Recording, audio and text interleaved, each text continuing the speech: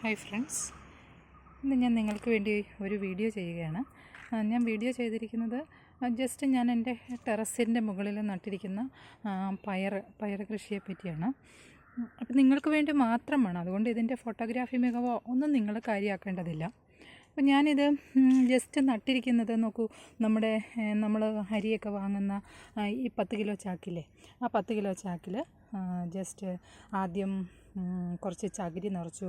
അതിനുശേഷം അതിൽ കരിയില നിറച്ചു. പിന്നെ മണ്ണിട്ടു. മണ്ണിടുമ്പോൾ നമ്മൾ കുറച്ച് കുമ്മായം, ഞങ്ങളുടെ ഇവിടുത്തെ മണ്ണെന്ന് പറഞ്ഞു കഴിഞ്ഞാൽ കുറച്ച് അസിഡിറ്റി ഉള്ളതാണ്. അതുകൊണ്ട് കുറച്ച് കുമ്മായമൊക്കെ മിക്സ് ചെയ്തിട്ടാണ്, അധികമൊന്നും ഇല്ല, വളരെ കുറച്ച് മാത്രം ഒരു കുമ്മായമൊക്കെ മിക്സ് ചെയ്തിട്ട് ഒരാഴ്ച വെച്ചിരുന്നതിന് ശേഷമാണ് ഞാൻ ഈ പയർ ഇതിൽ നട്ടത്. പക്ഷേ ഞാൻ നട്ടിട്ട് അത് ടെറസിൻ്റെ മുകളിലേക്ക് വയ്ക്കാൻ കാരണം കുറച്ച് ഈ പയറാകുമ്പോൾ കുറച്ച് കീടശല്യം വളരെ എളുപ്പത്തിലുണ്ടാകുമെന്നുള്ളത് കൊണ്ട്, എന്നാൽ കുറച്ച് ടെറസിൻ്റെ മുകളിലാകുമ്പോൾ അതിന് കുറച്ച് മാറ്റം ഉണ്ടാകുമല്ലോ എന്ന് വിചാരിച്ചാണ് ഞാൻ ഈ ടെറസിൻ്റെ മുകളിലേക്ക് കൊണ്ടുവന്നത്. പക്ഷേ ടെറസിൻ്റെ മുകളിൽ വെച്ച് കഴിയുമ്പോൾ പിന്നെ നല്ല വെയിലുമുണ്ട്, പയറിന് നല്ല വെയിലാണല്ലോ വേണ്ടത്.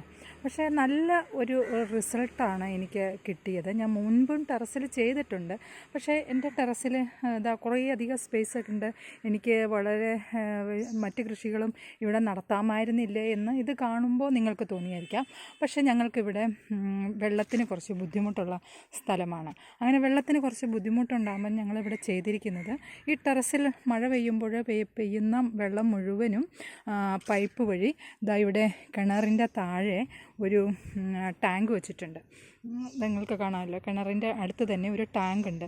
ഈ ടാങ്കിൽ നമ്മൾ ഫിൽറ്റർ ചെയ്യാനായിട്ട് ഈ വെള്ളം, ടെറസിൽ നിന്ന് വീഴുന്ന വെള്ളം മുഴുവനും ആ ടാങ്കിൽ ശേഖരിച്ചിട്ട് അത് ഫിൽറ്റർ ചെയ്ത് അതിൽ നമ്മൾ ചിരട്ടക്കരി, പിന്നെ ചരൽ, മണൽ, അങ്ങനെയുള്ള സാധനങ്ങളൊക്കെ ഇട്ട് അത് ഫിൽറ്റർ ചെയ്ത് നേരെ കിണറ്റിലേക്കാണ് പോകുന്നത്.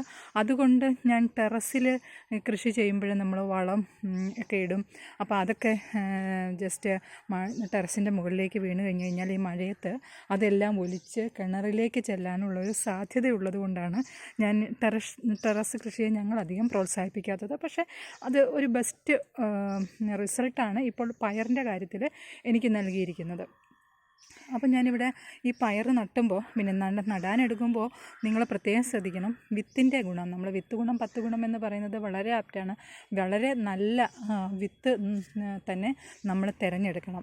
അപ്പോൾ അങ്ങനെ നട്ട് വളരെ വേഗത്തിൽ തന്നെ അത് പടർന്ന് കയറാൻ തുടങ്ങിയിരിക്കുകയാണ്. അതാ നിങ്ങൾക്കിവിടെ കാണാം, വളരെ വേഗത്തിൽ തന്നെ ഇത് വളർന്ന് ഓരോ മുട്ടിലും അതിൻ്റെ ഓരോ നോട്ട്സിലും പൂ വിടർന്നിട്ടുണ്ട്. അപ്പോൾ പക്ഷേ ഇപ്പോൾ പയറുണ്ടായത് ഞാൻ നിങ്ങളെ കാണിച്ചു തരാം. ഞാൻ സാധാരണ രീതിയിൽ ഞാൻ 18 പയർ മണി വരെ ഞാൻ കണ്ടിട്ടുണ്ട്. പക്ഷേ ഇതിൽ ഞാൻ നോക്കുമ്പോൾ ഏകദേശം ചിലതിലൊക്കെ ഒരു 22, ചിലതിലൊക്കെ ഒരു 24 മണി വരെ പയർ കാണാൻ സാധിച്ചിട്ടുണ്ട്. അപ്പോൾ അത്രയ്ക്ക് ലെങ്തിയാണ്. അത് താഴെ മുട്ടുന്നത് കൊണ്ട് ഞാനതിനെ എടുത്ത് മുകളിലേക്ക് വെച്ചിരിക്കുകയാണ്. കേട്ടോ, ഇവിടെയൊക്കെ വളരെ ചെറുതായി വളർന്നു വരുന്നേ ഉള്ളൂ എങ്കിൽ പോലും വളരെ നന്നായിട്ട് തന്നെ അതിൽ കാ പിടിച്ചിട്ടുണ്ട്.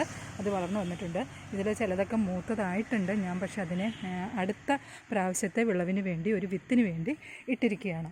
അപ്പോൾ നിങ്ങൾ ഇങ്ങനെ ചെയ്ത് കഴിഞ്ഞിട്ട് നിങ്ങൾ ഇതിന് വളമായിട്ട്, നമ്മൾ വേറൊന്നും വളമായിട്ട് കൊടുത്തിട്ടില്ല. ഞാൻ ജസ്റ്റ് നമ്മുടെ വീട്ടിൽ രാവിലെ ചായ ഉണ്ടാക്കുമ്പോൾ ആ ചായമട്ട്, പിന്നെ പഴത്തൊലി, അതുപോലെ തന്നെ മുട്ടത്തൊണ്ട്, പിന്നെ നമ്മുടെ പച്ചക്കറി അരിയുന്നതിൻ്റെയൊക്കെ വേസ്റ്റ്, ഇതെല്ലാം കൂടെ മിക്സിയിൽ അരച്ചിട്ട് ജസ്റ്റ് ചാണകവും കുറച്ച് തേങ്ങാപ്പിണ്ണാക്കും കൂടെ ഇതെല്ലാം കൂടെ മിക്സ് ചെയ്ത് വെച്ച് ഒരാഴ്ച വെച്ച് അത് പുളിപ്പിച്ച് അതിനുശേഷം അത് ഇതിലേക്ക് വളരെ കുറച്ചേ ഞാൻ ഒഴിക്കുകയുള്ളൂ. കാരണം എൻ്റെ ഈ ടെറസ് വെള്ളത്തിൻ്റെ പ്രോബ്ലം ഉള്ളതുകൊണ്ട് വളരെ കുറച്ച് മാത്രം ഒഴിച്ചു കൊടുക്കുന്നുള്ളൂ. ഈ പഴത്തിൻ്റെ തൊലി എന്നൊക്കെ പറയുന്നത് നമുക്കറിയാം നിറയെ പൊട്ടാഷാണ്.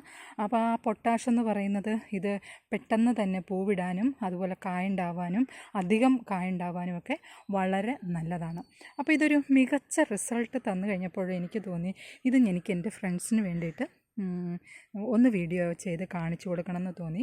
അപ്പോൾ നിങ്ങളും ഈ വീഡിയോ ഇഷ്ടമായാൽ നിങ്ങൾ ഷെയറും ചെയ്യണ്ട, ലൈക്കും ചെയ്യണ്ട, പക്ഷേ ഇതൊന്ന് ചെയ്ത് നോക്കൂ. ഒന്നോ രണ്ടോ എന്നുണ്ട്. പിന്നെ മറ്റൊരു കാര്യം, നമ്മൾ ചെയ്ത് കഴിയുമ്പോൾ നമുക്ക് ഭയങ്കരമായൊരു റിസൾട്ട് കിട്ടും അല്ലെങ്കിൽ കിട്ടണം എന്ന് നിങ്ങൾ വാശി പിടിക്കരുത്. നമുക്ക് കിട്ടുന്നത് മതി, കിട്ടുന്നതാവട്ടെ. അത് നമ്മുടെ വീട്ടിലുണ്ടാകുന്ന, നമ്മളുണ്ടാക്കുന്ന നല്ലൊരു സാധനമാണല്ലോ. അപ്പോൾ അതുകൊണ്ട് അത് നമ്മൾ എത്ര കുറച്ചാണെങ്കിലും ശരി, അല്ലെങ്കിൽ നമുക്ക് കിട്ടിയില്ലെങ്കിൽ പോലും അതിലൊരു സാറ്റിസ്ഫാക്ഷൻ കണ്ടെത്തുക എന്നുള്ളതാണ് പ്രധാനം.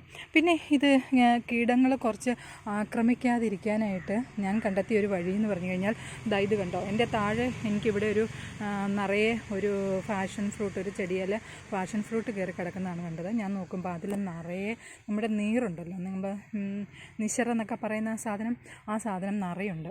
അപ്പം ഞാൻ എന്ത് ചെയ്തു, അവിടെ നിന്നൊരു കയറ് ഇങ്ങോട്ട് കെട്ടിക്കൊടുത്തിട്ട് ഞാനിവിടെ കയറ് അതിങ്ങോട്ട് വരാം, അതിനെ അട്രാക്റ്റ് ചെയ്യാൻ വേണ്ടിയിട്ട് ഞാനൊരു മീനിൻ്റെ കഷ്ണം കൂടി ഇവിടെ വച്ചു കൊടുത്തു.